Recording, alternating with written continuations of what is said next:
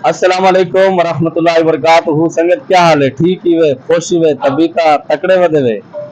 साडे कोल ना त्रै मोटरसाइकिल हन पूरी नाजे जेड़ा असां देवणे हन, मतलब 150 दी प्लेट खावण दे उत्ते असां त्रै मोटरसाइकिल देवणे हन।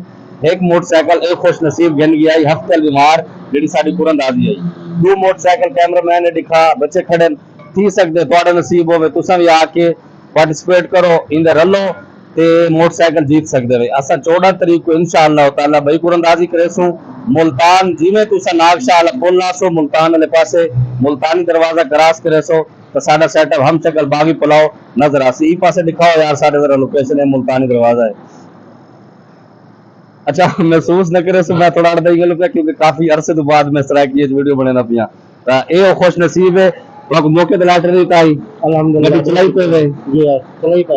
अच्छा ही लाले को मौके लैटर देते सब पता गया नहीं किथु दा है। कल मैं इंदा नंबर शंबर दोबारा कीते कल असा इंदा इश्तिहार भी ला देसू कि ए खुश नसीब है जिंदी मोटरसाइकिल निकली है मौके ते। कोई मिठाई दे पैसे ते कहने कीते कोई किस्म दे कोई नहीं कीते मिठाई दे पैसे कहने कीते जहां पर्ची चाहती है उनको मैं अपनी खुशी नाल दिते हैं जहां पर्ची चाहती है उनको लाले ने कोई मिठाई दे पैसे दितन पता नहीं कितना दितन सा कोई पता क्या नहीं। लेकिन इन लाले दी मेरी तरफ एक दावत उधार है अपनी फैमिली समेत आसी मेरे को लंगर ही करे सी वल मेरे सारे मसले मतलब मुकम्मल क्लियर थी वैसे क्योंकि मैं आखा मौके ते लैटर देसा मौके ते चाबी देसा और हुंदे बाद उन्हीं फैमिली को लंगर ही करवेसा। हुण तुसा कई वेले टाइम काट के अपने बाल समेत मेरे को आसो लंगर करवेसो ठीक है 4 बजे शाम को बस ठीक है 3-4 बजे दरमियान आ वने क्योंकि 4 बजे तो बाद वाल साडा सेटअप क्लोज थी वेंदे तो संगत तुसे भी पार्टिसिपेट करके मोटरसाइकिल जीत सकदे वे ते एंजॉय कर सकदे वे। जज़ाकुमुल्लाह खैर। अस्सलाम वालेकुम।